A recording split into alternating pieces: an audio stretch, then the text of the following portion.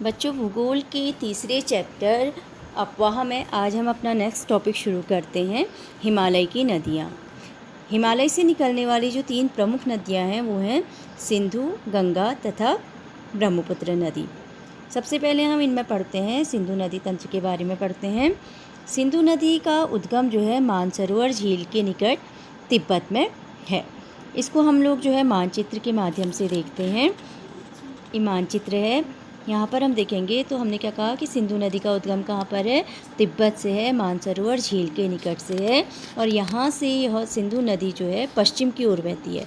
ठीक है, पश्चिम की ओर बहते हुए जो भारत में प्रवेश करती है। कहाँ से प्रवेश करती है? यहाँ पर लद्दाख से भारत में प्रवेश करती है और यहाँ पर एक बहुत सुंदर गार्ज का भी निर्माण करती है। यहाँ पर जो है इसकी कुछ सहायक नदियाँ आकर के मिलती हैं, जैसे जास्कर, नुब्रा, शोक, हुंजा आदि नदियाँ जो है इससे मिलती हैं। इसके बाद जो है सिंधु नदी पश्चिम की ओर बहते हुए बलूचिस्तान तथा गिलगित से बहते हुए अटक में पर्वतीय क्षेत्र से बाहर को निकलती है। और उसके बाद पाकिस्तान में मिठानकोट के पास यह इसमें सिंधु नदी में जो है सतलुज, ब्यास, रावी, चेनाब, झेलम आदि नदियाँ मिल जाती हैं। फिर सिंधु नदी दक्षिण की ओर बहते हुए अरब सागर में गिर जाती है। सिंधु नदी जो है सिंधु द्रोणी का जो है 1/3 भाग जो है भारत के जम्मू कश्मीर, हिमाचल तथा पंजाब में और शेष भाग जो है पाकिस्तान में स्थित है। और सिंधु नदी की जो पूरी लंबाई है वो है 2900 किलोमीटर। बच्चों, 1960 में जो है एक सिंधु जल समझौता हुआ था, जिसके तहत जो है इस नदी का जो है केवल 20% जल ही जो है भारत उपयोग में ला सकता है। अब हम पढ़ते हैं गंगा नदी तंत्र के बारे में। तो गंगा की मुख्य धारा जो भागीरथी है वो निकलती है गंगोत्री ग्लेशियर से। उसके बाद जो अलकनंदा है वह भागीरथी और अलकनंदा देवप्रयाग में मिलती हैं और यहाँ पर ही निर्माण करती हैं गंगा का। देवप्रयाग से जो है भागीरथी और अलकनंदा जब मिल जाती है, यहाँ पर ये गंगा नदी के नाम से जानी जाती हैं। और हरिद्वार के पास जो है गंगा पर्वतीय भाग को छोड़कर मैदानी भाग में प्रवेश करती है। हिमालय से निकलने वाली जो बहुत सी नदियाँ हैं वो आकर गंगा में मिलती हैं, जिन्हें हम क्या कहते हैं, गंगा की सहायक नदियाँ कहते हैं। इनमें से कुछ नदियाँ हैं जैसे यमुना, घाघरा, गंडक, कोसी। ठीक है, ये सब नदियाँ किससे मिलती हैं? गंगा नदी से मिलती हैं। यमुना नदी जो है गंगा नदी की मुख्य सहायक नदी है और यमुना नदी हिमालय के यमुनोत्री ग्लेशियर से निकलती है। ठीक है, गंगा कहाँ से निकलती है? गंगोत्री ग्लेशियर से निकलती है। और यमुना कहाँ से निकलती है? यमुनोत्री ग्लेशियर से निकलती है। और यह गंगा के दाहिने किनारे के समानांतर बहती है तथा इलाहाबाद में आकर के जो है गंगा और यमुना आपस में मिल जाते हैं। गंगा की सहायक नदियाँ जो घाघरा, गंडक तथा कोसी हैं, यह जो है नेपाल हिमालय से निकलती हैं और इसके कारण जो है प्रत्येक वर्ष उत्तरी मैदान के कुछ हिस्सों में बाढ़ आती है। ठीक है, जैसे हमें पता है कि जो कोसी नदी है, कोसी नदी के कारण बिहार में बाढ़ आती रहती है। ठीक है, और इससे क्या होता है, बड़े पैमाने पर जो है जान और माल का नुकसान होता है। लेकिन ये नदियाँ में ये भी पता है जो बाढ़ लेकर के आती है वो अपने साथ जो है उपजाऊ मिट्टी भी लेकर के आती है, इसलिए यह जो है यहाँ पर मिट्टी को उपजाऊपन प्रदान करती हैं और कृषि योग्य भूमि जो है बना देती हैं। इसके अलावा जो है प्रायद्वीपीय उच्च भूमि से आने वाली कुछ नदियाँ भी जो हैं गंगा की सहायक नदियाँ हैं। वो नदियाँ हैं चंबल, बेतवा तथा सोन। सही है, एक ओर से तो जो हिमालय से आने वाली नदियाँ हैं वो जो है गंगा की सहायक नदियाँ हैं, दूसरी ओर से जो है प्रायद्वीपीय उच्च भूमि से आने वाली कुछ नदियाँ जो चंबल, बेतवा, सोन है, ये भी जो है गंगा की सहायक नदियाँ हैं। क्योंकि ये नदियाँ जो हैं अर्धशुष्क क्षेत्रों से निकलती है, इसलिए इनकी लंबाई क्या होती है, कम होती है और इनमें पानी की मात्रा भी कम होती है।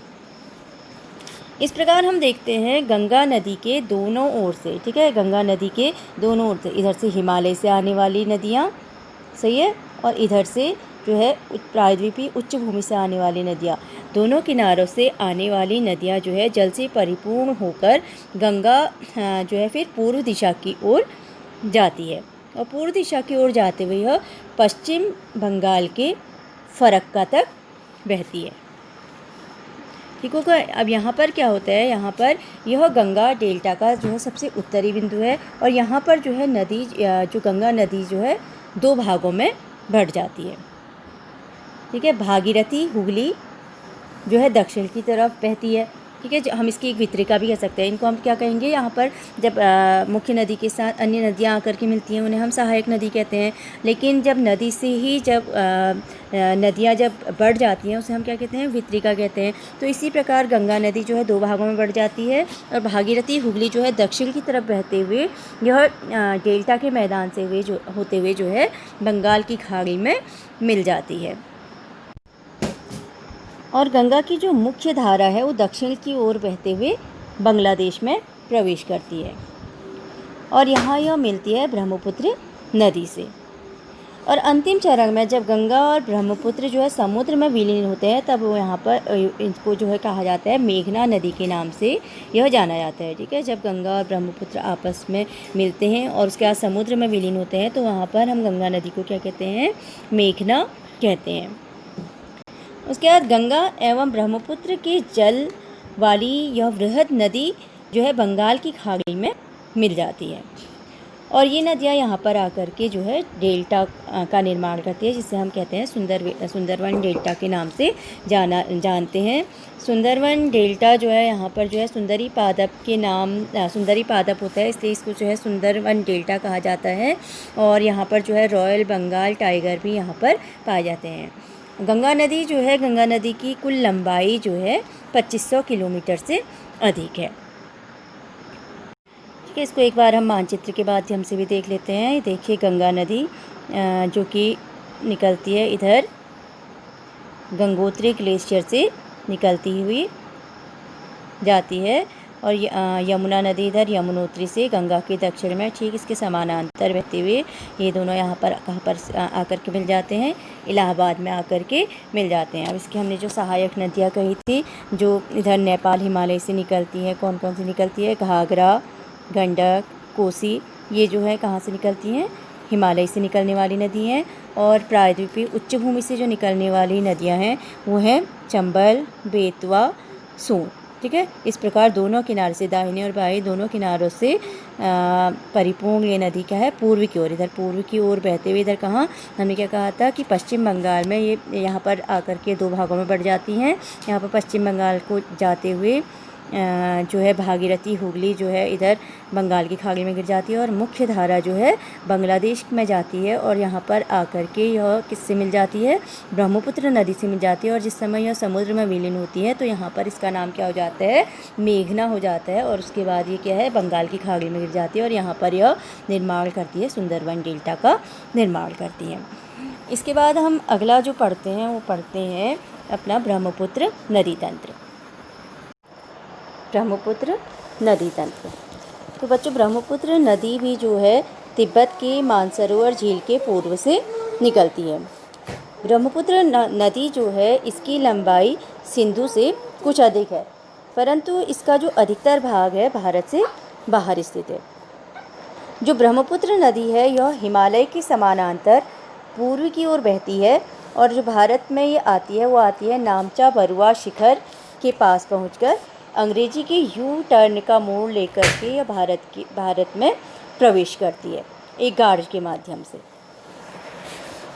और यहाँ पर इसे अरुणाचल प्रदेश में इसे जाना जाता है दिहांग के नाम से। उसके बाद इसमें कुछ सहायक नदियाँ मिलती हैं, दिबांग, लोहित, कैनुला आदि सहायक नदियाँ मिलकर के जो है असम में इसको फिर ब्रह्मपुत्र के नाम से जाना जाता है। बच्चों असम में जो ये ब्रह्मपुत्र नदी है नदी द्वीप का भी निर्माण करती है। जो विश्व का सबसे बड़ा नदी द्वीप माजुली है वह असम में ही स्थित है, जो कि ब्रह्मपुत्र नदी बनाती है। इसके बाद ब्रह्मपुत्र नदी जो है बांग्लादेश से होते हुए बंगाल की खाड़ी में गिर जाती है। और बच्चों तिब्बत में जो है ब्रह्मपुत्र नदी को जो है जाना जाता है सांगपो के नाम से, और बांग्लादेश में जाना जाता है जमुना के नाम से। ठीक है, इसको अब एक बार हम जो है मानचित्र के माध्यम से देख लेते हैं। ठीक है बच्चों, ये जो है ब्रह्मपुत्र नदी जो है तिब्बत के मानसरोवर झील के पास से निकलती है और यह पूर्व की ओर बहते हुए हिमालय के समानांतर बहते हुए इधर जो है अरुणाचल प्रदेश में नामचा बरुआ शिखर से जो है भारत में प्रवेश करती है, अरुणाचल प्रदेश से होते हैं, और यहाँ पर यह यू आकृति का निर्माण करती है और यहाँ पर एक गार्ज भी बनाती है। और तिब्बत में इसको किस नाम से जाना जाता है? ब्रह्मपुत्र नदी को सांगपो के नाम से जाना जाता है। और इधर अरुणाचल प्रदेश में किसके नाम से जाने जाते हैं? दिहांग के नाम से जाना जाता है। और यहाँ पर जो है असम में आते हुए जो है इसमें कौन कौन सी सहायक नदियाँ मिलती है? दिबांग, लोहित, केनुला आदि सहायक नदियाँ मिलती हैं, और असम में आकर के यहाँ पर ये जो है ब्रह्मपुत्र के नाम से जानी जाती है। और यहाँ पर असम में जो है ब्रह्मपुत्र नदी कौन सी नदी द्वीप का निर्माण करती है? माजुली नदी द्वीप का निर्माण करती है। फिर यह नदी बांग्लादेश होते हुए बंगाल की खाड़ी में गिर जाती है, और बांग्लादेश में फिर इसको किस नाम से जाना जाता है? बांग्लादेश में इसको जाना जाता है जमुना के नाम से। अब यहाँ पर हमारी जो है हिमालयी नदियाँ पूरी हुई। 3 मुख्य नदियों के बारे में हमने पढ़ा, कौन कौन सी? सिंधु नदी तंत्र, ब्रह्मपुत्र नदी तंत्र और गंगा नदी तंत्र। इसके बाद हम लोग पढ़ेंगे प्रायद्वीपीय नदियों के बारे में पढ़ेंगे, उसको हम लोग जो पढ़ेंगे अगले नेक्स्ट वीडियो में पढ़ेंगे।